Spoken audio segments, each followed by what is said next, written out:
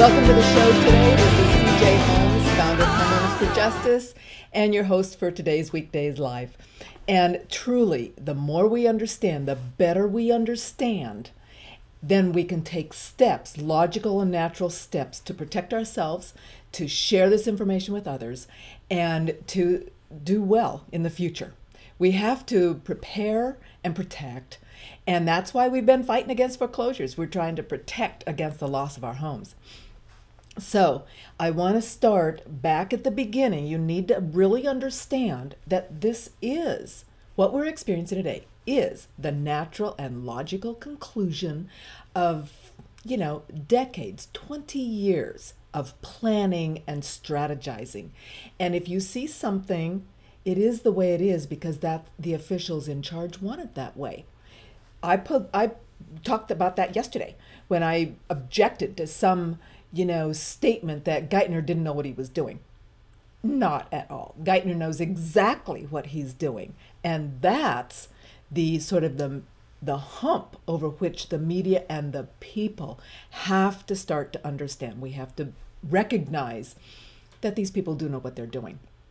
So I'd like to start just real briefly because we've got some really cool insider information. Renee's going to join us later. She's been on the phone, had a call from the SEC. So we really want to hear that. But you need to understand this started in 1999. This is an article from 1999 about Fannie Mae easing the credit to aid mortgage lending. And it became very obvious soon. It's just a gradual erosion of the way it should be done. And they focus on profits. They focus on short-term gains. They focus on bonuses.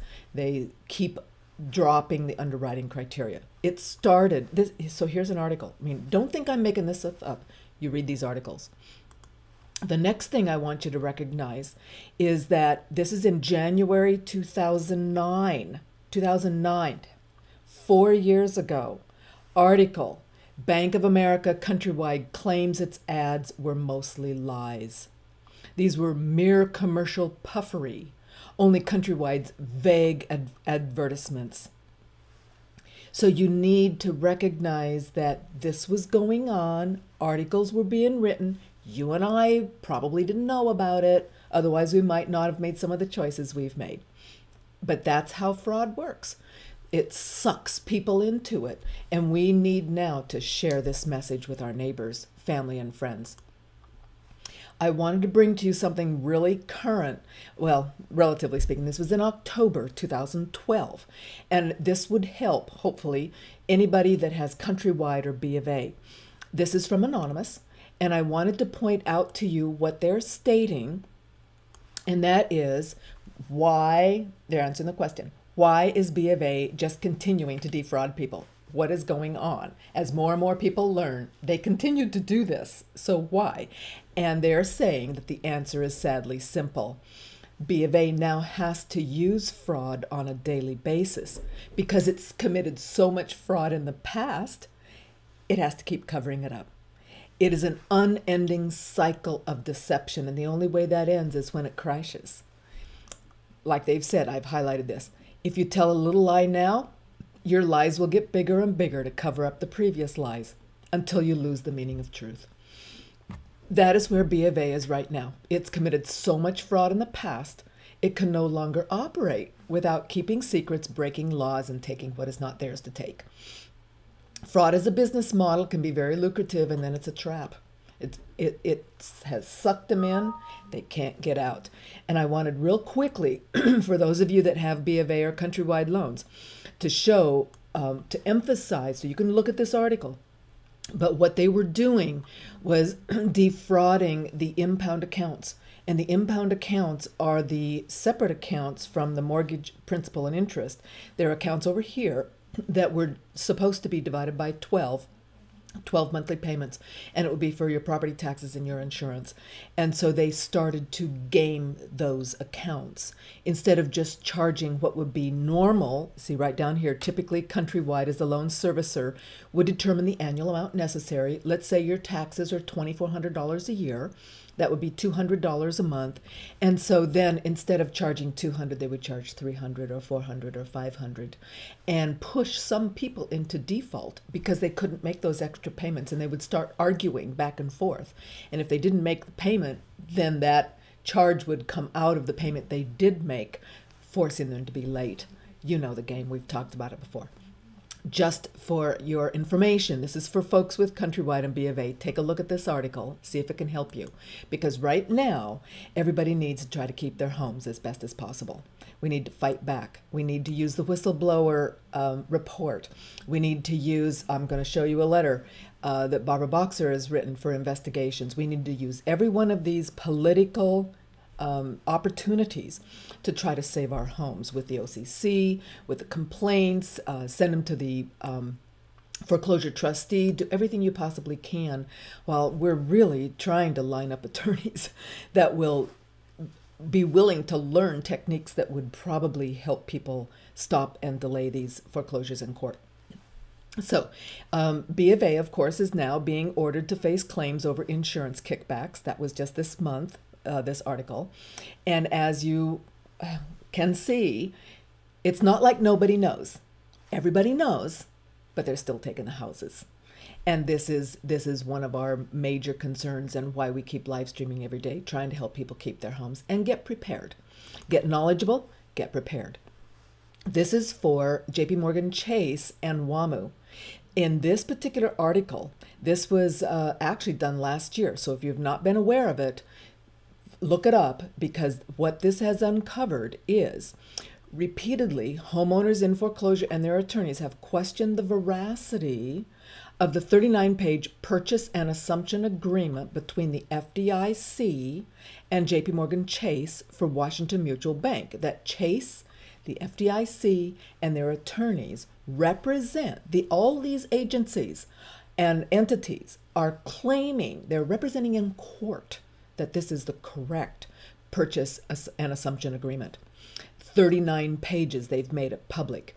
You scroll down here and you're going to discover that actually there's an approximate 118-page full purchase and assumption agreement rather than the public PAA being circulated through the courts and the internet. They're hiding as much as possible. We know that's a natural thing that liars do. Just think about when your kids are lying to you, what do? Well, they try to not tell you stuff that you probably could find out if you tried. They try to cover up things that they've been doing.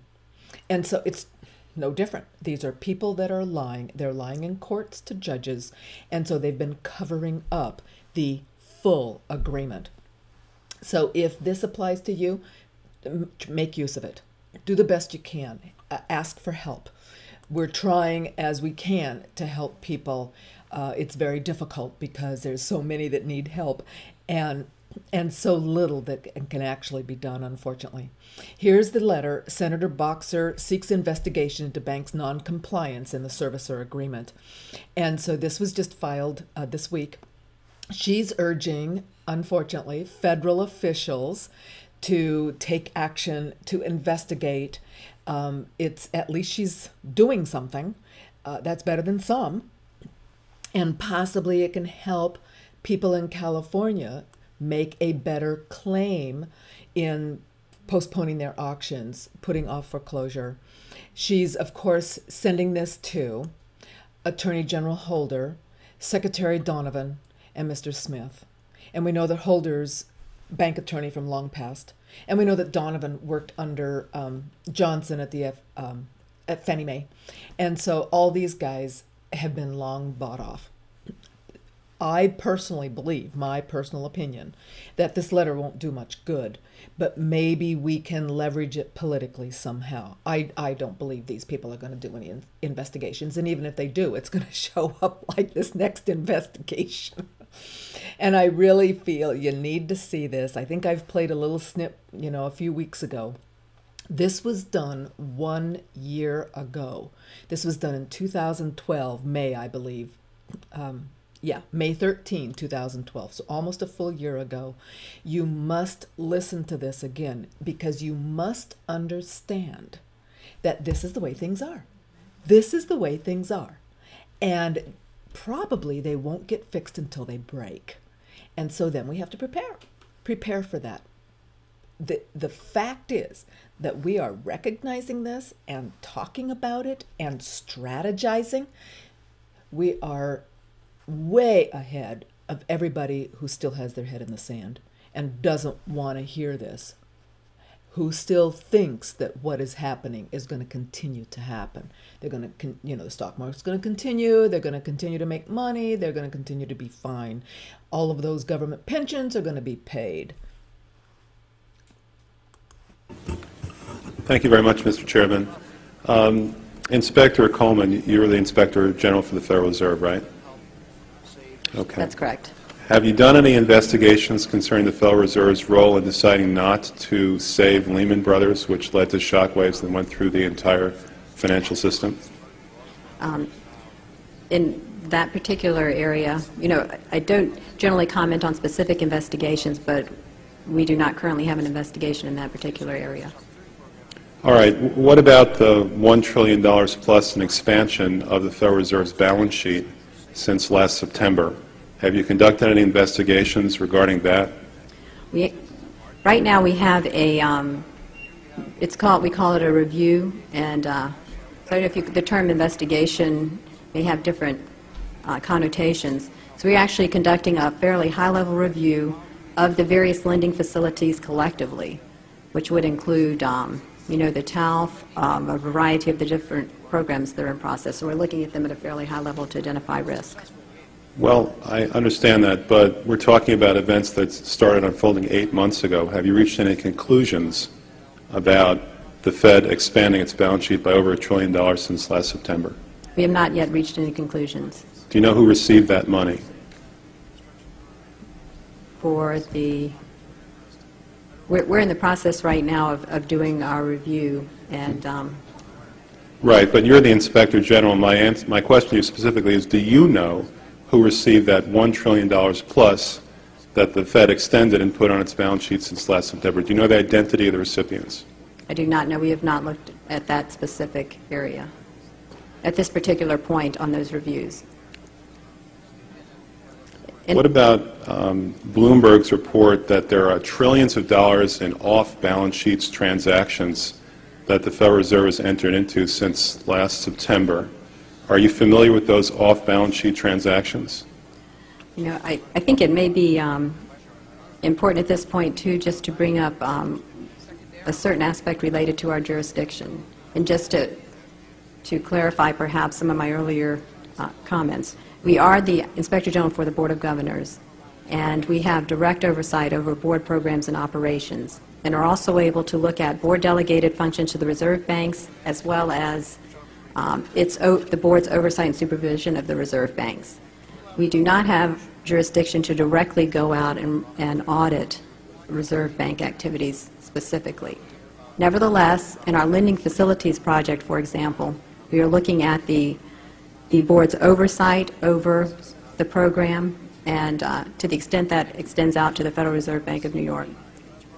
Well, I have a copy of the Inspector General Act here in front of me, and it says, among other things, that it's your responsibility to conduct and supervise audits and investigations relating to the programs and operations of your agency. That's correct. So I'm asking you if your agency has, in fact, according to Bloomberg, extended $9 trillion in credit, which, by the way, works out to $30,000 for every single man, woman, and child in this country. I'd like to know, if you're not responsible for investigating that, who is? We have responsibility for the Federal Reserve's programs and operations, audits, to conduct audits and investigations in that area. In terms of who's responsible for investigating, would you mind repeating the question one more time? What have you done to investigate the off-balance sheet transactions conducted by the Federal Reserve, which, according to Bloomberg, now total $9 trillion in the last 8 months? I'll have to look specifically at that Bloomberg article. I'm I don't know if I have actually seen that particular one. That's not the point. The question is, have you done any investigation or auditing of off-balance sheet transactions conducted by the Federal Reserve? At this point, we're conducting our lending facility project at a fairly high level and have not gotten to a specific level of detail to really be in a position to respond to your question. Have you conducted any investigation or auditing of the losses that the Federal Reserve has experienced on its lending since last September?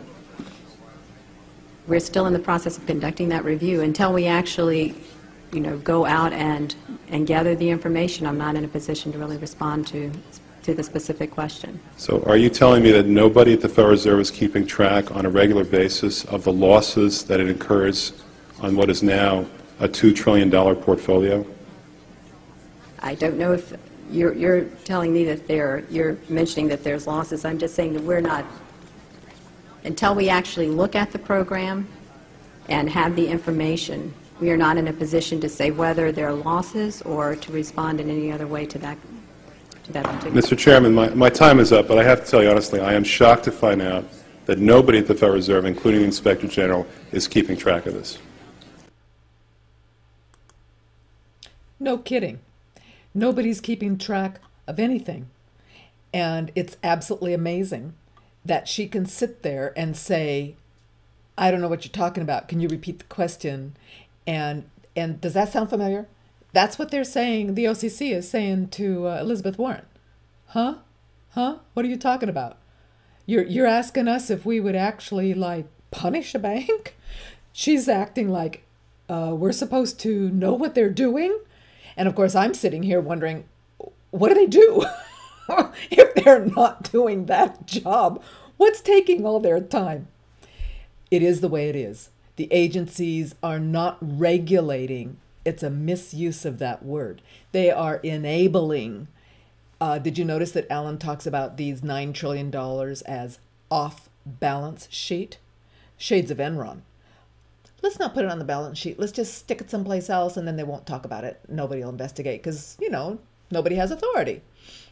That is the purpose. 9 trillion missing, no jurisdiction, and as we've already talked about, hundreds of trillions in credit default swaps and derivatives that you and I are going to end up paying for. Just beware. So let's take a quick look. I love this picture. Here they've got Christine Lagarde, and she is the IMF, International Monetary Fund. These are the ones that, were involved with Cyprus and the haircut, if you will, the confiscation of people's accounts in Cyprus as they did a bail-in. They are protecting the banks now by confiscating the deposits. So pay attention because this is now standard policy around the planet. This is not just Cyprus. This is for the United States. This is for Canada. This is for Europe. That is the plan. And so she's saying the big banks are more dangerous than ever. Makes you wonder if that's the pot calling the kettle black. My personal opinion. You'll, in like this is what we need to be prepared for. And at least this is the point. The government is going, he thinks, 20 to 30% of his wealth. Within your report and the great caution that your readers look for from you, we've just seen bank accounts raided in Cyprus. Does this set a precedence for Europe, or is it a one-off event in Cyprus? Well, MF Global, the depositors were also raided. It's nothing unusual. And philosophically, I believe that we shouldn't have deposit insurances, blanket insurances by governments, because it would force savers to be very careful with which bank they would deposit the money. And so the good banks would pay very low interest and take low risks. And the banks that take high risks, they would have high interest. By the way, right. In Cyprus, banks were paying very high interest. Like in Lebanon at the present time, I can get 6% on my deposits. So the depositors should have known something is dangerous. Right. But I would say the principle now is very important to understand. Until now, the bailouts in Europe and in the US were at the expense of the taxpayer. And from now onwards, in my view, the bailouts will be also at the expense of the asset holders, the well-to-do people. So if you have money, like I am concerned, I am sure the governments will take away one day, say 20–30% of my wealth. Did you catch that? He was talking about no deposit insurance. Okay, now deposit insurance really just protects the people that are poor. They're limited, like in the United States, 100 grand per account. So if you have more than 100 grand, you either have several accounts or you just know that, you know, there's some risk involved over 100,000. So he's saying, take away the insurance, and yet he's then saying that they're going to take the money from the wealthy. Let's listen. Let's really analyze what's being said. No, they're going to take away the money from the poor because the wealthy, just like in Cyprus, they got a heads up. They kept those banks closed long enough for the truly wealthy and powerful to get their assets out. That's why everybody else took a bigger haircut. It's always about the insiders. Never make that mistake. I've learned, that's something I've learned. You know, I grew up on the idea that if you worked hard and followed the rules, you'd get ahead. What a con game. Now, I wanted to talk about real quickly, this is the Great Deformation, and this is the book description. I have it here from Amazon. And it's a searing look at Washington's craven response to the recent myriad of financial crises and fiscal cliffs. It counters conventional wisdom with an 80-year revisionist history of how the American state, especially the Federal Reserve, which never forget is a private institution owned by the banks for their private profit and control, has fallen prey to the politics of crony capitalism and the ideologies of fiscal stimulus, monetary central planning, financial bailouts. These forces have left the public sector teetering on the edge of political dysfunction and fiscal collapse, and have caused America's private enterprise foundation to morph into a speculative casino that swindles the masses, here we go, and enriches the few. Let's just listen to Charlie Rose here briefly as he talks about that. Stockman is here from 1981 to 1985. He served as budget director in the Reagan administration. Since leaving government, he has become an advocate for what he calls sound money. His latest book is called The Great Deformation, The Corruption of Capitalism in America.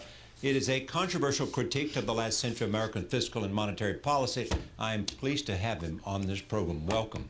Delighted to be here. And then there was a Sunday piece, which was called Sundown in America, and then you made the case for why bank bailouts, massive government debt, and unprecedented federal intervention into financial markets will doom the U.S. over the long term. Since then, everybody's come out of the woodwork, most of them attacking you. So tell me about the origin of the piece. Some of the themes are in this book. And basically saying to anybody who has anything invested in any market, get out. Well, I said that because I think it's pretty obvious that the Fed has become a serial bubble machine. It's part of what I write about in the book. There was much whooping and celebration last week when we hit 1560 on the S&P. I only note that 13 years ago, 4,700 days ago, we hit the same point in March 2000. And then we had a massive crash and the public lost $5 trillion, and then the bubble was reflated by Greenspan until we hit the peak in 07, 08. Now, are you suggesting because of the Federal Reserve we will have one bubble after another? That's right. The Federal Reserve has basically become a bubble machine that's printing such massive amounts of money, driving interest rates to zero, providing easy carry trade money to speculators, but it doesn't get into the real economy. There has been fabulous expansion of the Fed's balance sheet, as you know, since the crisis of 2008. Yeah. And almost all of that new money created, 1.7 trillion, is simply circulated through the banking system, through the fingers of Wall Street, so to speak, and is back on the Fed's balance sheet. So what it does is allow people to speculate and hit home runs. It doesn't go to Main Street. It's not helping the Main Street economy, and it's crushing savers. Remember, if you're saving, if you saved your whole life and you have $100,000, you're making $400 today or something as a result of the Fed crushing short-term interest rates. Now, these new ideas for you are these ideas that you have had for a long time? Well, many of these ideas I've had for a long time, but it's gotten worse, especially since 2000. When the dot-com bubble crashed, it should have been a wake-up call. There 2001, was I think. 2001, yeah. It should have been a wake-up call that there's something wrong here when these stocks can go up 3, 4, 5 times and then just disappear in a flash. With no earnings to back up their With no performance. earnings. They were, they were valuing eyeballs and all the rest of it. But what did the Fed do? Instead of allowing the market to work this out, to liquidate the speculation, to allow discipline to set in, it immediately put its foot on the accelerator. Remember, Greenspan drove the interest rate down to from 6% to 1% in about 24 months. 1% money was a signal, party on, the party's restarted. And then we had the housing bubble, we had the LBO bubble, which was horrendous in 07 and 08, and then the big crash. And what did they do? They came back for a third massive injection of liquidity. Okay, let me just get this clear. Number one, that the tech bubble, which came in 2000, 2001, then you had in 2006, 7, and 8, the housing and the stock market bubble. And then, which collapsed in 2008. What's the next bubble? Well, there's a bubble everywhere you look. The stock market is back up 110% from its bottom. On the other hand, Main Street lost 6 million middle-class full-time jobs. We've recovered only 15% of them. So if the Main Street economy is suffering, and I think you can document it in so many ways, barely recovered from the bottom, how is it possible the stock market is back up 115%? Or that junk bonds are booming? We had more junk bond issuance last year than any time in history. Or how is it that some of these LBO guys are writing into... So you don't think this is a real recovery? No, I don't think it's a recovery. I think it's entirely a low interest rate, zero interest rate driven, short-term bounce, much of it in the financial economy. It's fiscally driven. I mean, we passed out, $4 or $5 trillion worth of federal stimulus. My point in the book is it's not sustainable, and when it stops, which will have to, the Fed money printing, the deficits, we're going to be in for a period of huge adjustment. Here's what you said in the piece. The United States is broke fiscally, morally, intellectually, and the Fed has incited a global currency war. Now, here's what's happened. A whole bunch of people have stepped forward to say, and this includes Paul Krugman, who some say have been right. Now, he says, actually, I was disappointed in Stockman's piece. I thought there would be some kind of real argument. Instead, it's just a series of gee-whiz context and model-free numbers embedded in a rant, and not even an interesting rant. It is cranky old man stuff. Sad. Paul Krugman. Well, when he was a young man working on the White House staff under Reagan, he seemed to be like a pretty pleasant, astute guy. Something went wrong over the last 30 years.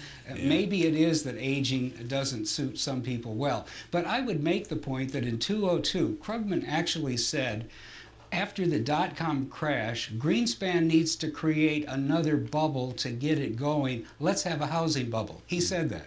Now, do you think the housing bubble that upended tens of millions of American families, the subprime, what it did to the length and breadth of our society and the number of people that were harmed by that, you think that was a good idea? He recommended it. So when Krugman... What he recommended then does not necessarily make him wrong here in his analysis. He was wrong on the housing bubble, okay? That's for sure. Now here's Jared. I'm just saying, because these are people, as I said at the beginning, this thing created a whole lot of commentary. Jared Bernstein, who was an economic advisor to the Obama administration from 2009 to 11, says, your analysis is mostly horrific screed and historical dystopia. Hunger Games vision of America based on debt obsession and willful ignorance of macroeconomics and the impact of market failure. I suspect most readers will react the way I did. It's like hearing a crazy person on a street corner ranting against whatever. They invariably stumble on some profound and piercing insights, but it's mostly nonsense. And intellectually, we keep our heads down and move on. Well, look, he worked for Obama. Right. He is a, unreconstructed Keynesian. He thinks we can borrow our way to prosperity, just keep the red ink going. So naturally, when someone calls out the Keynesian illusion, we're in the end game, we're almost broke in this country. We have 17 trillion of debt, and there's no stopping it. It's going to go to 30 and worse. And so when someone calls out the illusion of Keynesian economics, then the two chief high priests of Keynesianism today, Krugman and Bernstein, obviously respond. How about Bernanke? Bernanke is the single most dangerous man ever to occupy high office in U.S. history. It is terrible what the Fed is doing. Now, I've listened to so many smart people come in here, and just to raise this point, and say that we're lucky that we had Paulson and Bernanke and Geithner there when we did in 2007 and 8.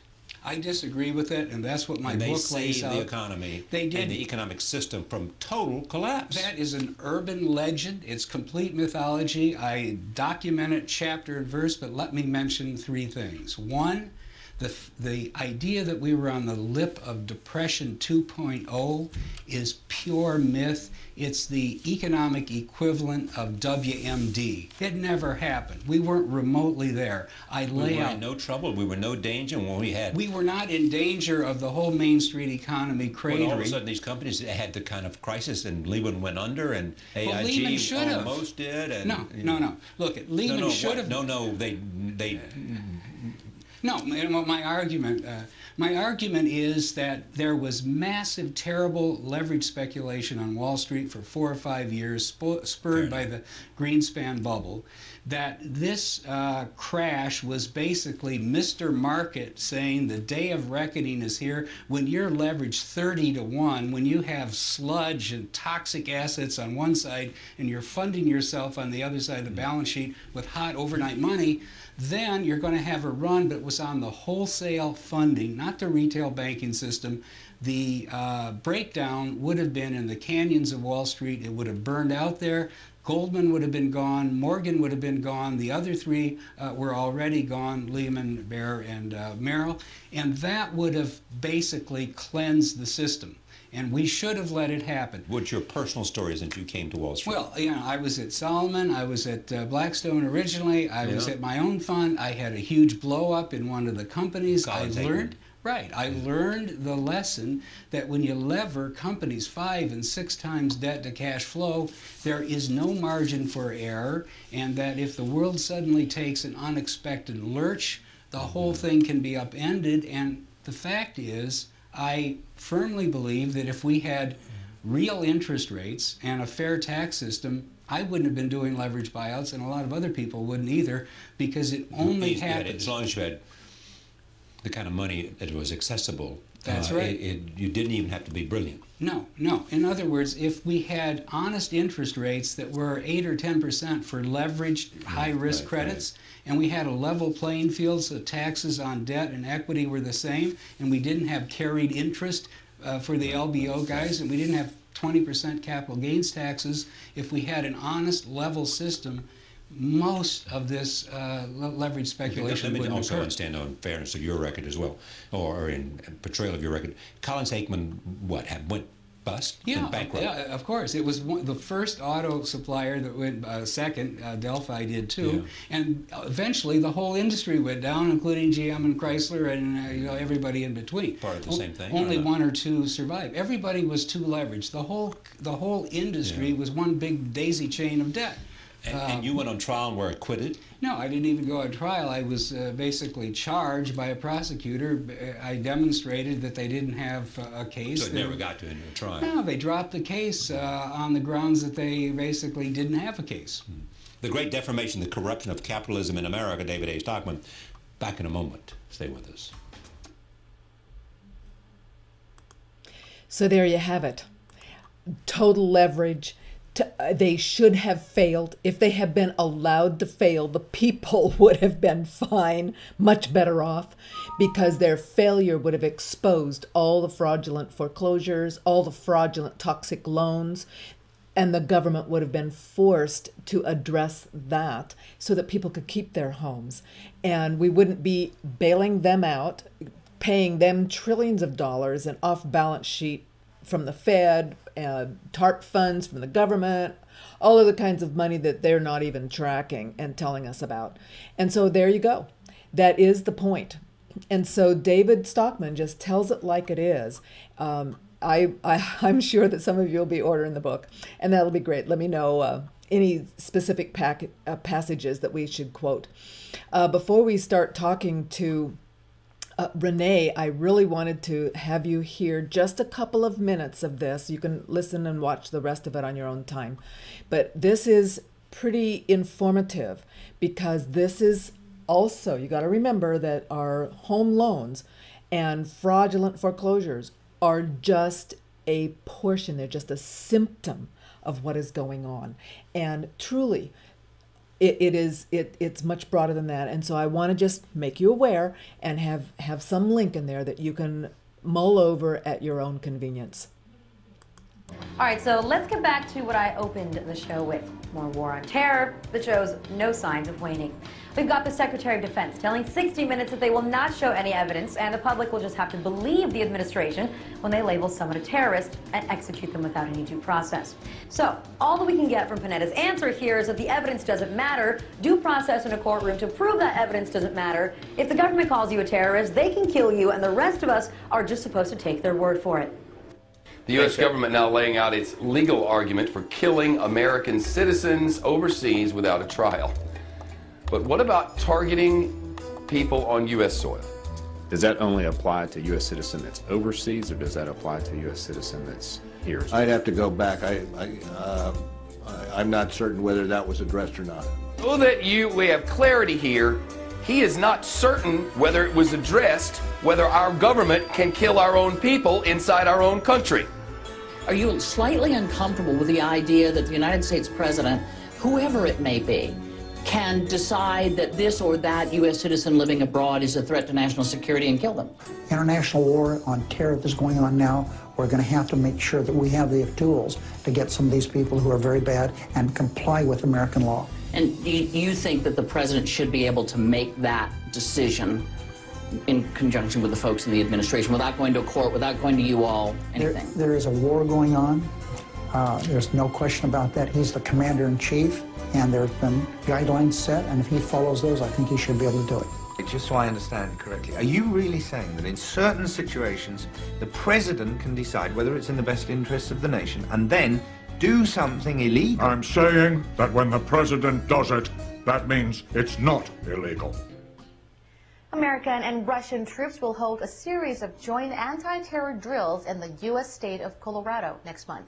Russia's defense ministry said Thursday that this will be the first time that Russian and American airborne forces have held joint exercises on U.S. soil.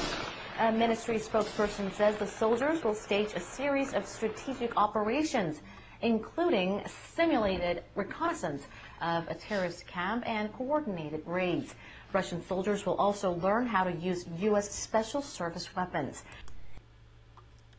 And then the rest of that video goes on and talks about and shows videos, all the military equipment, Arizona, going into Mexico, and all the equipment that is theoretically stored on land here in this country to be used against the citizens. So just read it with whatever open mind you have. The fact is, I also wanted to say that as I played that, it makes, it has that sort of bouncy music, and I don't remember that music the first time I watched it, but every time now that I've played it, it has that music. So I don't know if that's been added or what. It's really unsettling. I found it unsettling. So let's get Renee on the line. Hey, Renee, this is CJ. You're on the line. Good morning, CJ. Boy, what a morning, huh? Oh, so tell us what's going on with you for our viewers. Renee called this morning and said, I need to share this. So here you go. Thanks, Renee. Share it with us. You're welcome. First of all, I want to send out prayers and condolences to all those who were hurt and injured yesterday. We all have our theories and our thoughts on that.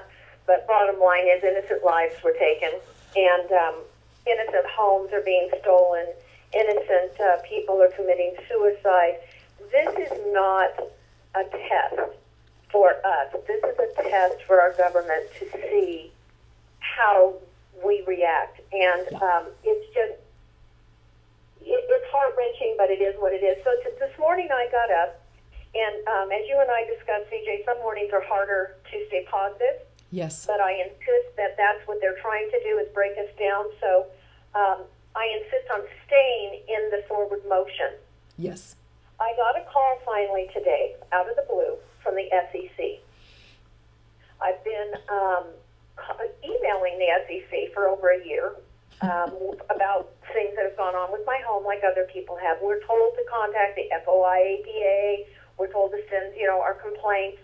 Well, this morning the gal calls me, very nice woman, and she says she won't give me her name because they can't give their name. She just says she's, with the SEC. And I said, okay, well, since I can't have your name, that's fine. But she goes, but I'm kind of confused as to what your emails are about. And I said, well, since you probably got 100 of them you're looking at, since none of them have ever been returned, I gave her a quick synopsis of my situation, including all the fraud and all the forgeries and the trust problems with the REM expanding, all of that. And she was still badly confused, but informative. After she listened to me, and she said, well, I've got to tell you something. She said that the SEC can't help the homeowners, that she wanted to know if I contacted the CFPB. And I said, well, if you would look at those 100 emails, you'll see that the CFPB is on them and the reasons for many of the last ones this month. Right. And I said, no, they're not helping me. And she says, well, they're supposed to. And I said, let me get this straight. And then I started kicking into out of shock that I even had a phone call from the SEC to, okay, I'm going to use this time and problem solve. So I said, can you tell me this? What I'm hearing you tell me is that the SEC is only there for the investors, and that you're helping the investors by uncovering all this fraud and helping with the lawsuits and making sure the information is available so the investors get their money back. She says yes. And I said, and the CFPB is the agency who is supposed to be doing that for the homeowners. She said yes. And I said, okay, then tell me this. Why is it you are doing what you're doing and actually doing it, and I, for one, have in fact shown you per emails that the CFPB, who has pretended to investigate even my claim, canceled it and settled it, saying that the banksters, not their words, mine, but they used the agency's names, had a conflicting story, and they did use the word story, so they were closing it because they did not see any wrongdoing. So the CFPB, so the CFP, just a sec, Renee. So the CFPB, who is supposed to be, it's the Consumer Financial Protection Bureau, is supposed to be investigating the owner claims. And so then they did, and the bank came back with their version, and the CFPB said, okay, that's fine, we're done. Yeah, so what I did was I sent back an email and I said, oh, no, you're not done. I said, I have sent you proof. They give you lip action, I send you proof. Right. You're going to disclose this? So I said, no, you're not, and I will find you. So I got a message from an ombudsman, and the ombudsman called me. We set up a time for me to talk to them, and the gal, Wendy, was very nice, and she said, I'm really sorry, they aren't seeing any wrongdoing here, and I explained to her everything. And then I asked her, I said, so can you tell why I am so upset here? It's not like I'm somebody inside calling or sending something saying, oh, no, we find nothing wrong, we're doing everything right. She's wrong. Well, I'm sending you proof. Proof of wrongdoing, proof of forgery. And so they said that they were going to go back and talk to the powers that be at the CFPB and just say, it really does have some issues here. And she did tell me, though, she said, but you realize we're just the middleman. And I said, you're not just a middleman, you work for the CFPB. You're on their email. She goes, but we're mutual. And I said, well, I have an issue with that then, because you're not helping homeowners. So anyway, they ended up sending me an email saying there was nothing further they could do. So this gal this morning, I tell her all of this, and she says, I'm really sorry. She says, but that's not our area. We can't do anything about that. And so I asked her further questions. I said, well, can you do this for me? Can you pull up the trust that I'm purportedly involved in and give me the information of when the closing date was? Because I said, from all accounts that I can find, it was 2009. She says, well, what's the name of the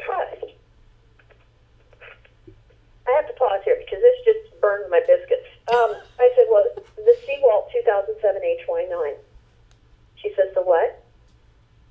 The what? And I said, Seawalt. CJ, she didn't know what Seawalt was. Yeah. And I said, I'm confused. Aren't you the one that's telling me you're the investigator for all of this and that you're researching? I said, I don't mean to be rude, but shouldn't you know this? Why should I? And I literally said to her, I said, why should I know more than you, who are supposed to be the one who knows what you're doing? Why is it a homeowner is calling you and you don't even know the name of a trust? And I said, and I don't mean that to sound rude, but it sounds to me like somebody's in the wrong division. And I said, should I be speaking to somebody else who actually understands this? And she says, and she didn't think I was being rude because I wasn't being. I really was concerned. And she said no. She said, but there's so many of these, and there's so much, and we can't be expected to know all of them. And I said, well, you called me with 100 emails in front of you, with my trust included. I guess I would just expect that if you're going to call and have a literate conversation with me, that you would know what you're talking about. And that's just a shame to me that I know it's the issue. And I said, and I understand. It's because you don't think that this is your area that you have to do anything with. So this was a courtesy call to me out of a year of waiting for a call. And she said, I wish there was more I could do for you. And I said, well, you can. You have a boss. You have people there. You can ask them why it is that the investors, and remind you, please, we are investors as well. It's been proven. These are not mortgages. These are investment products that we were duped into being part of. Right. So in my eye, the SEC does have a reason to have to help us. We're not homeowners. We're investors that were duped, just like your investors. So shouldn't you be actually working with us? And Ken Johnson and I've talked about this, Robert Townsend and I've talked about this. The investors should be homeowners as well, because we are technically investors in this because our money was used. Renee, that's a very interesting comment. And so basically, to summarize what you said in just a few words, if we were investors, if we could somehow get investor class as far as the SEC is concerned, they would work for us. Yes. Well, that's worth some research. That's what I said to her. I said, I'm a problem solver. I believe in don't make a problem, solve a problem. So I said instead, and she says, well, I said, can you just promise me this? I want you to promise me that I can hear in your voice, because she really, these people work. This is their job. They do what they're told. Everybody has to make a living. But I said, what you have to understand is I need you to look at something, and I need you to promise me you'll really do this. You need to look at the fact that all these banks, years ago, started having lawsuits, just the banks. Then the next thing you know, the agents involved with the banks had their names on the lawsuits. And I said, now we have the government being sued, and we have agencies being sued. I said, although you can't give me your name, which is very problematic to a lawsuit finding you up front, you have to understand that the reason you're not allowed to give out your name, in my thought and opinion, is because the government knows that people have woken up, and the agents are going to start being added to these lawsuits as well. And I said, so you need to think. You're working for a government entity here that has an ability to hide you, but we also have a thing called an ability to subpoena. And those subpoenas, when we subpoena for names of workers, and I give dates of when I talk to this worker, and I give proof that I had a phone call, you are going to be found for lawsuits. These lawsuits are going to be happening.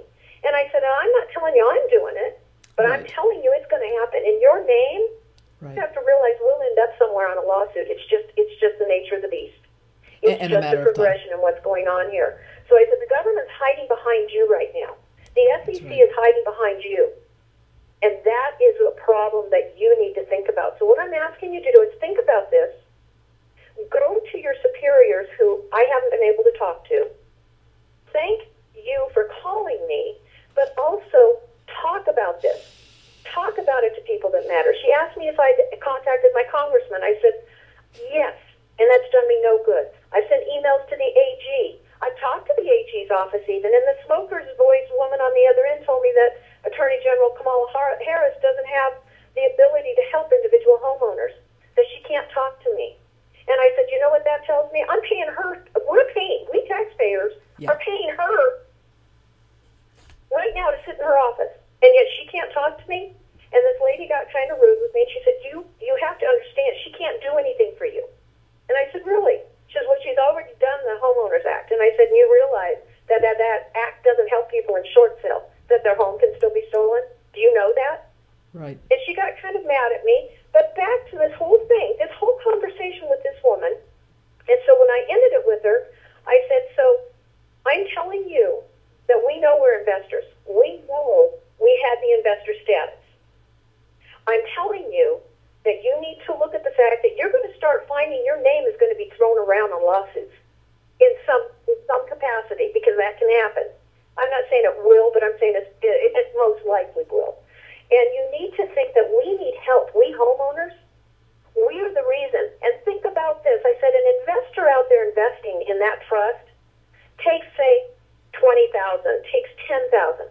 Well, we homeowners that are involved in that trust, this isn't just an investment. This is our life. This is our home. Yes. This is 100% of everything that we base our foundation on for our home. So your investor has lost less. We matter more. Your investor had extra money, or they wouldn't have been investing in a pool. We didn't have extra money for investing in our home. This is our home that we were duped, lied to, and victimized through false advertising, through false statements, through them leading us in. They were predators. This isn't just, predator has become a strange word out there because people hear predatory lending and don't think of the impact of what that word means. Well, I want you to think of this. You have your 18-month-old baby on a picnic, and you decide to go to the car, which is 10 feet away, to get the picnic basket out after you get the baby set up. Now, this is going to be graphic in your mind, but this is what a predator is. You open that car door, and out of the bushes jumps a coyote. That's right. Pack of coyotes. And they take your baby, and they rip it in 100 pieces. Yeah. You can't put that baby back together again, but you just lost part of your life, your breath, your foundation. That's what homeowners are experiencing. Our homes were our asset that was stolen from us and ripped up like that baby in a million pieces, and then they're trying to come back and say it's still alive. It is dead, just like that baby.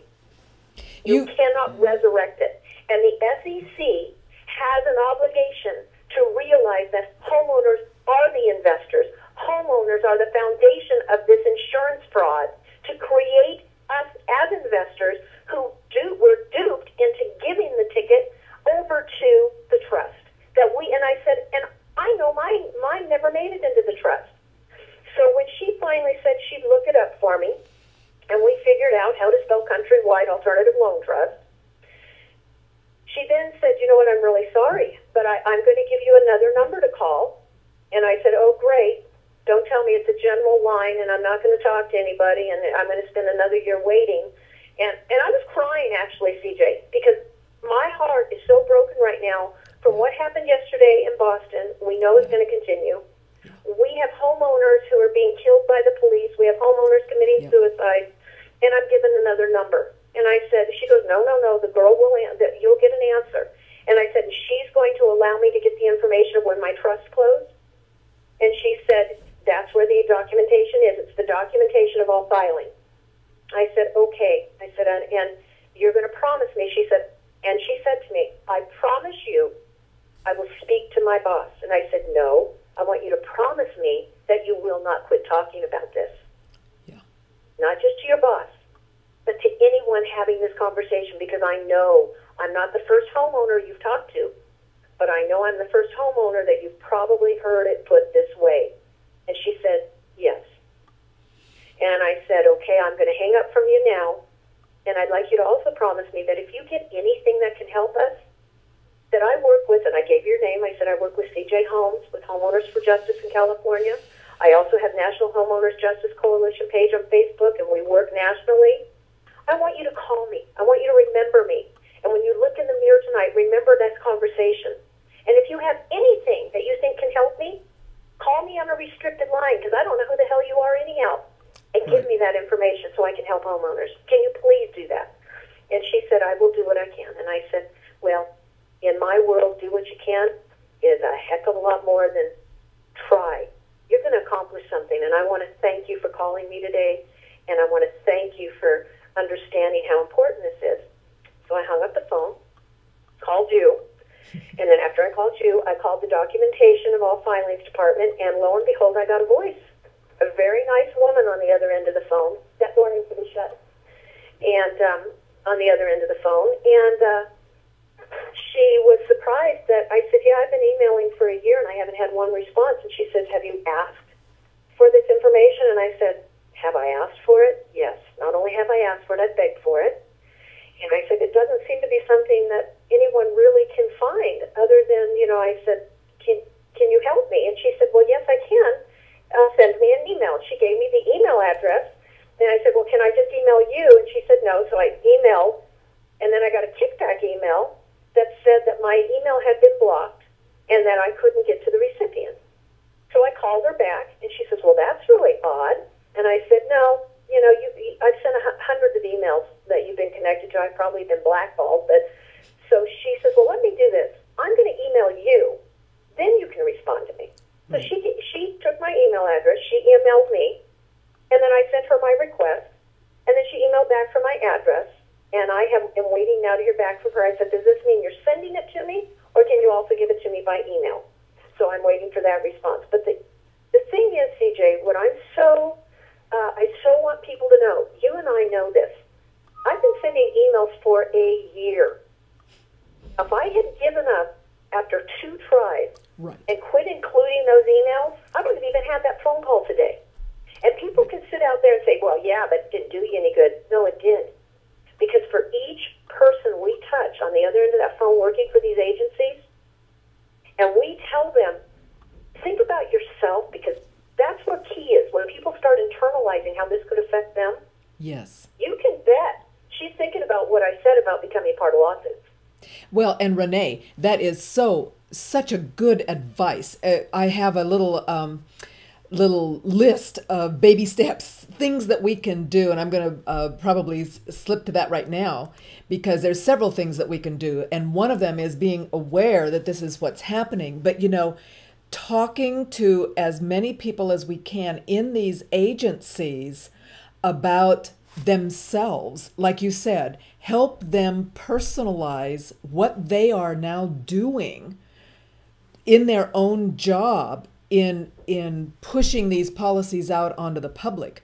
Because the bottom line is, they're people too, and they're going to have deposits in bank accounts, and they're going to lose their life savings just like everybody else is going to if we're even close to being right.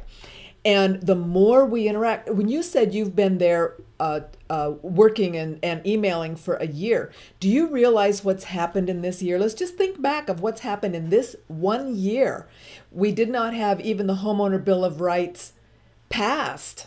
This is April. It didn't pass till the end of June. I remember, because I went over to the Capitol to help try to get that passed. And of course, that hadn't even taken effect until January 1st this year. I mean, there's been so many lawsuits, so many things happen just in this last year. I really do, as I look back, it feels like, the control they're trying to keep everything under control. And it's just crackling. It's starting to break apart. The SEC has been filing lots of lawsuits on behalf of the investors. The people are fighting back in court. The people have been using the Homeowner Bill of Rights in California to file OCC complaints and to get some auction postponements. I mean, we have had some effort and some results. We want more, but the fact is, every last one of these policies has to be put into effect by some people at that agency. So Exactly. And I want to say something too today, because you know your live stream is so important and it is getting so much attention. And I'm going to tell you my opinion of the things that are happening to your live stream. I really believe that you have a word that's getting out that is stronger than most all out there. Now, Yusufel, Joseph from Rules of the Game, same thing with him. He has a story to tell every day that's not a story, it's the truth. Yeah. I find that for you, CJ, the last 2 days, people haven't been able to get on live stream. And this isn't just a live stream issue. They're sending out these emails. It took me a half hour of going around in circles and trying different avenues to get onto the live stream today just to listen. I am telling you unequivocally, and people out there hearing this, we're being censored. We are being censored. This is not a coincidence. When they have cell towers shutting down cell phones in Boston, yes, under pretenses of bombs going off, come on. We know they're censoring. We know that what you're telling and getting out, CJ, is the truth. So whatever we need to do to continue getting your word out in any avenue, we have to do it, because we cannot allow them to make this look like it's an accidental live stream problem. It's not. And truly, I appreciate, I know that there was a lot of problems this morning. Gail got a lot of phone calls about not being able to get on live stream. No, there's been problems for more than 2 days. I have people who haven't even been able to get onto your show. Well, and okay, I will contact Livestream and see, because everything other than that first Monday microphone thing, that was my fault. Operator error. I'm not perfect either. I moved my computer and stuff changed. You cannot do anything in your office that is going to cause a problematic national live stream issue. Well, I would hope not. What you are causing nationally is a live stream issue, but it's not technical. Right. It's problematic for our nation of crooks. That's the problem everyone has to remember. You cannot stop, because when they stop listening because they can't get in, no, you can get in. It's just going to take time. Do not quit talking. Do not quit listening. And do not quit emailing, calling, and trying. Right. Occupy is making great strides. You are amazing, CJ. I thank God for what you are doing every day, because you're giving those of us out there nationally a real place to get solutions. And today's solution is don't stop. You will win. Right. Even if you've lost your home. Right. Jay, you gave me an email the other day when I sent an email, and that email back from you said, we are working on it. We are finding the solution. Do you know that is what kept me going that day? I had a really hard week with being sick and the phone calls and not being able to do some certain things. And I even had, I want to mention to you, the thing you showed also on the banks helping collect money. Yeah. This is not just simple. This is not, what am I trying to say? It's not just the big banksters trying to take money. What it is also is this is all avenues of collection. I had money. I had my bank accounts stripped on Friday without my knowledge. It turned out to be a DMV issue, a car I sold that I have no even correlation with anymore from 3 years ago. I called the DMV. I found it. DMV has no legal standing to levy anyone's account. So you know what? The feds do it for them. When you go on the DMV site and do vehicle registration collections, it's state. They have no right to levy anything. But thank goodness we have the feds, because they're collecting for us through levying bank accounts. So if people don't start waking up, this isn't just about our home. Right. This is about every damn thing in your life. Right. Everything. Right. So thank you very much for the time today. Oh, Renee, thanks so much. And like you, your encouragement and your participation keeps me going. It's mutual. We need each other. We have to work together, because this is pretty. This is pretty tough. This is pretty tough. Thanks, Renee. And before we stop today, I really want to share with you a couple of other really quick, short ideas because, again, we're talking about we have to protect, we have to understand, and then we have to start preparing. And so being aware, just think about it. Think about all those people running in Boston, and it just breaks my heart too that now we're being, it's no doubt the government is probably trying to test us out, see what this is what does this look like? It's trial runs. Everybody knows that. Everybody that wants to start manipulating does a trial run. If you were going to do some kind of evil deed, you'd probably do some little smaller evil deed first to practice. It's a no-brainer. Just think about it. And the fact that you're actually watching this and becoming aware of the reality, we are steps ahead, and we need to spread this. So we need to think about our options. What are your options? Your options are going to be different from my options. It depends on where you live. It depends on resources. It depends on so many things, your family, friends, neighbors. But you need to stop and think what Renee just shared with us today, because I believe that structurally, as I've tried to show you today from other people saying this, and that is we're going to be entering a time of chaos, and it's going to be a game changer. The currency is going to collapse. I've already started to talk to public banking about account confiscation. We need to start spreading out the things that we understand into how is that going to affect some of the solutions we've been considering. Because, for example, if public bank accounts cannot be confiscated, then let's hurry up and get more public banks. It's just common sense. So we need to think about purchasing real assets. We need to think about food.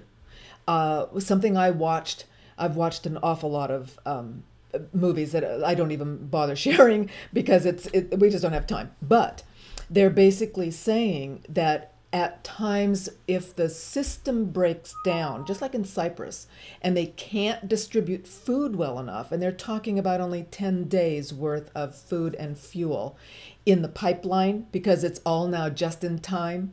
And so if you can't last for 10 days, then I'd suggest that you start start thinking about being able to last a month, being able to last 2 months, 3 months for food, for cash. Get a lot of your assets into something like silver. I'm going to show you a couple little clips in a minute. Start planting some fruit trees. They take longer. Start some gardening. Make it a hobby. What can it hurt? If we're completely wrong, like I've said yesterday, if I'm just completely full of it, and in 5 years you just say that stupid CJ, she just scared me to death for no reason, at least you'll have some food and fruit, and you'll be benefiting. And of course, then, if we are even close to talking truthfully about something that might happen, this could really be a lifesaver for you. I wanted to, so here's a little link I want to put on the comments about backyard orchard culture. Since what I talked about yesterday was fruit trees, they said, well, if you get semi-dwarf, you can plant more. And this is what they're talking about here is packing the trees together. And I was able to respond, which I'd forgotten to mention. And that is on each tree I bought, well, at least the apple and then the cherry, not the orange, but the apple and cherry, they both had multi-grafts. You can go to the store and you can buy rootstock that is really solid, and then they've grafted on different varieties. So each rootstock we've got has 4 varieties, like for apples, too good for pies and too good for eating, and they ripen at different times. Use a little common sense, do a little research. It can be fun. Let's make it our hobby. I did want you to see this. This is a short little clip. I'm not going to play the whole thing. You can play it yourself. But I wanted you to see and hear just these few seconds because this is key. I know that they're doing this. They know that their paper system's going to burn. And I'm going to pause that so that you can look at this on the screen. This is the problem, the reaction, and the solution. So here we have a problem. We have unbacked intangible currency. Here we have a reaction, going to the gold standard and honest money. And here we have a solution. Digital gold, fraudulent gold-backed digital currency. These are guesses.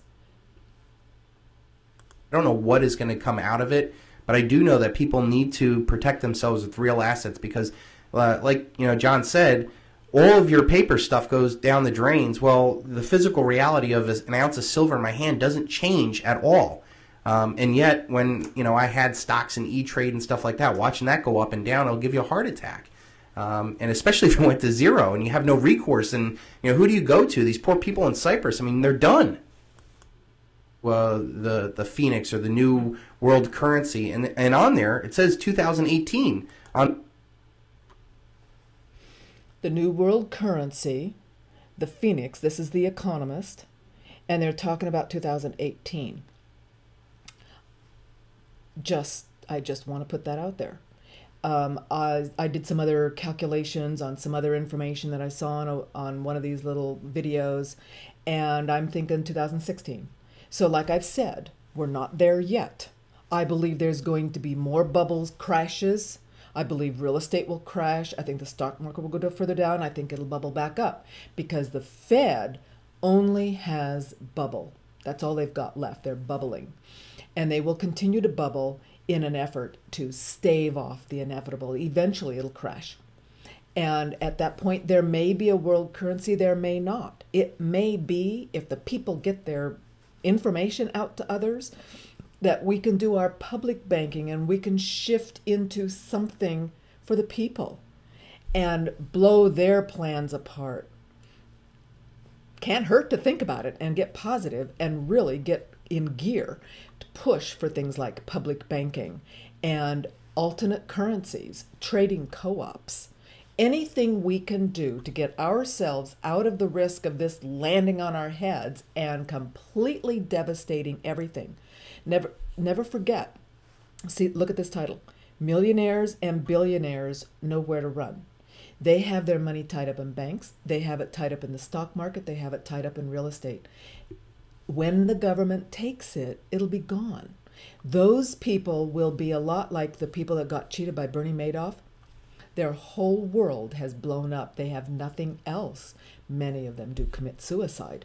And we really don't need that or want that for our family and friends. So it really is imperative that we start thinking about these things and sharing these things and not be afraid. We have time to plan. So let's work hard and plan. You got to hear this. This is the last thing, and then we're going to have to go.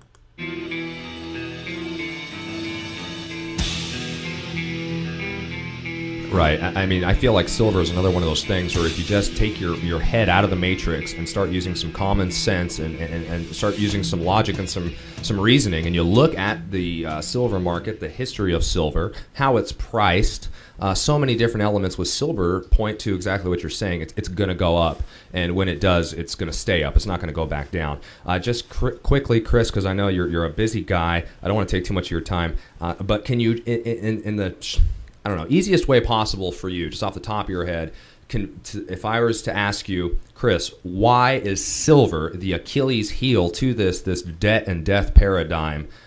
Can you break that down for us just quickly? Yeah, I only did 6.5 hours in the silver bullet, silver shield. I think perhaps the best way of valuing it is understand that the dollar is there to control you.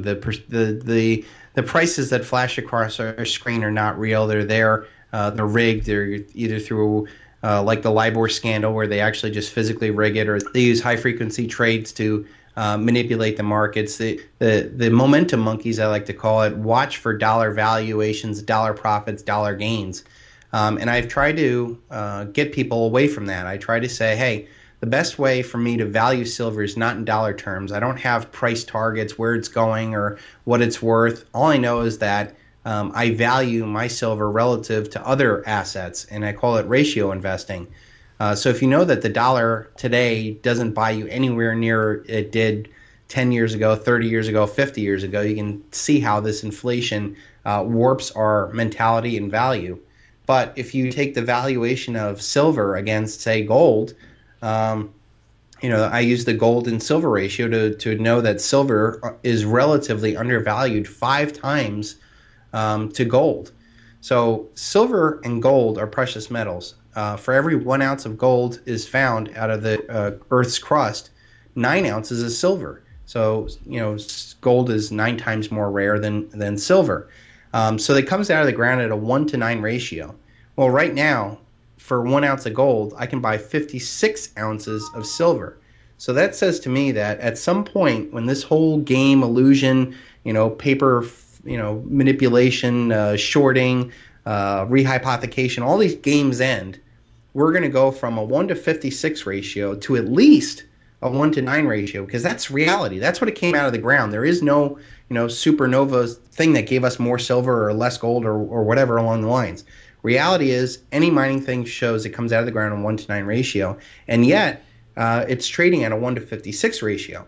So if we know those ratios, forget about the dollar price, because gold could go to 10,000, 100,000, or a trillion, like in Weimar Germany, because the value of the currency goes to nothing. It doesn't mean anything. But if we have a collapse in the ratio from 56 to 9, that says to me that regardless what dollar value or yuan value or euro value gold goes up, silver has to get to reality at some point and go at least to a 1-to-9 ratio, which means that silver is going to outperform gold, this legendary asset of King of Kings metal that has survived all sorts of things, is going to outperform gold at a 500% return relative to gold. So, the way I look at it is, okay, I could buy 1 ounce of gold or 56 ounces of silver, but if it goes to a 1-to-9 ratio, I'm essentially buying, 6 ounces of gold, in the future, just getting down to that ratio. But it gets even better than that. If you take the 1-to-9 ratio and know intrinsically that throughout all of history, all the gold that's ever been mined has been treasured and stored and kept safe, and even in religious icons it's treasured. But look at what we've done with the major stockpiles of silver. We've thrown it away. We've treated it as a cheap, useless industrial metal for hundreds of years. I mean, literally since 1873 when they demonetized silver. We've been throwing it away in such small quantities that I know for a fact there's less silver above ground than there is gold. There's billions of ounces of gold and maybe about 1 billion ounces of silver. So I believe that we're not only going to go past this natural 1-to-9 gold to silver ratio, I think I can make a strong case that we're going to get to a 1-to-1 gold to silver ratio. And then you start to realize, well, geez, silver's got 10,000 uses as the second most versatile commodity out there, and that these highly valued computer companies, medical companies, energy companies, solar companies, they're even talking about it curing cancer, are going to need this silver. So there's going to be monetary demand, financial demand, collapse of the dollar, and then whatever economy is going to come out of it, you're going to have silver being this needed thing. But I have one more ratio that I think is just the best way of valuing it, not in terms of dollars, is in terms of human labor. You look at what human labor was paid for prior to this dollar illusion, credit cycle, derivative, Bitcoin world. Hard human labor has consistently shown that the lowest levels of society, 1/10 of an ounce of silver paid for a day's worth of hard human labor. And I can give you a couple of historical references. You can look in Roman soldiers at during the Roman Empire were paid 1 denarius for every day that they served the Roman legion. Well, that denarius is the same size as a modern day silver dime. It was 1/10 of an ounce of silver. Jesus, the Lord Savior, would you condemn a friend for 15 ounces of silver to death? Even the most hated person, I wouldn't consider, for 15 ounces of silver, especially at $28 silver. But if you actually valued silver at, say, $1,000, that would probably go pretty close to what a hit contract would cost. So it's showing that the relative value of that silver, priced in the values today, are dramatically undervalued when, you get Judas selling Jesus out for 15 ounces of silver. If it was valued at a much higher rate, it would be doing that. Sun Tzu in The Art of War said that you could buy a 100,000-man army for 1,000 ounces of silver a day. 100,000-man army. Unbelievable. For 1,000 ounces of silver a day. That's less than 1/10 of an ounce of silver. Factory workers at the turn of the century were paid about a dime a day for their work. And even in the world today, 2/3 of the world today, you've heard it 100 times, live off of what? $2 a day. Well, that's about 1/10 of an ounce of silver. So you can take away all your, Bitcoins and dollars and all this other stuff.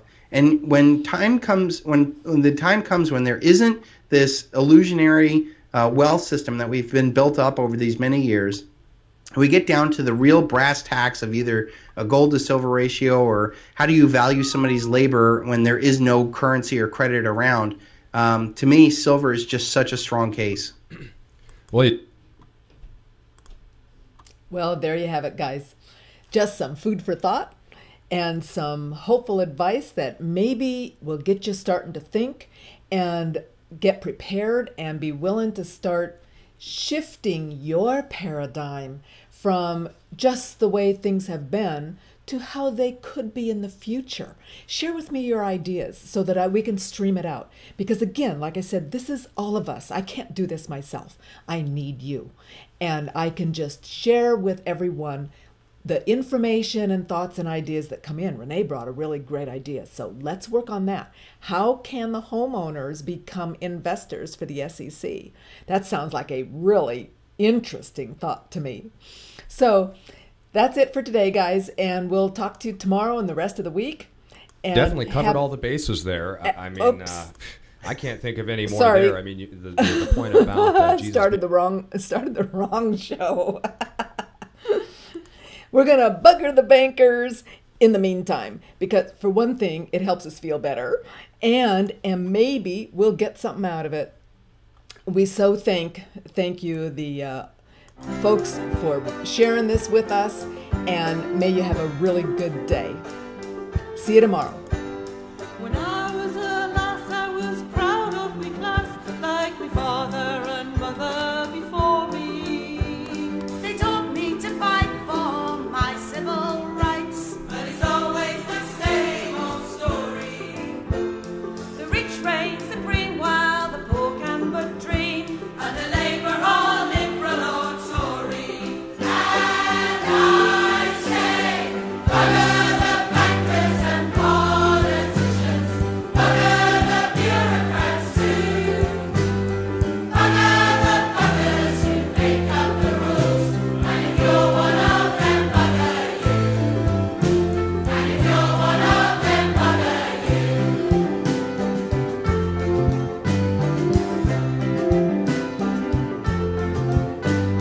The system is bent and the money's all spent.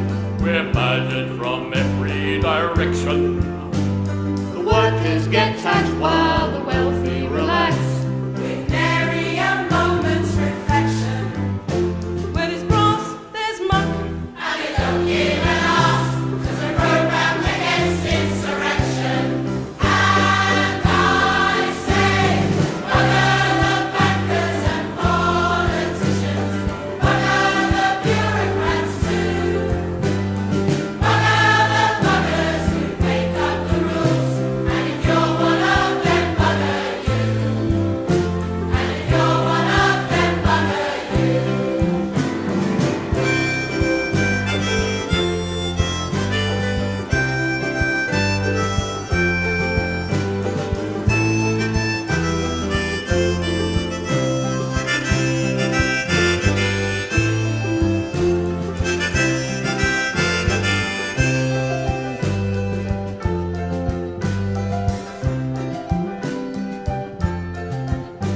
Now all you good people with passion to vent, don't give up the struggle for justice. But I've done my time on the protesters' line, and these days I show my dissent.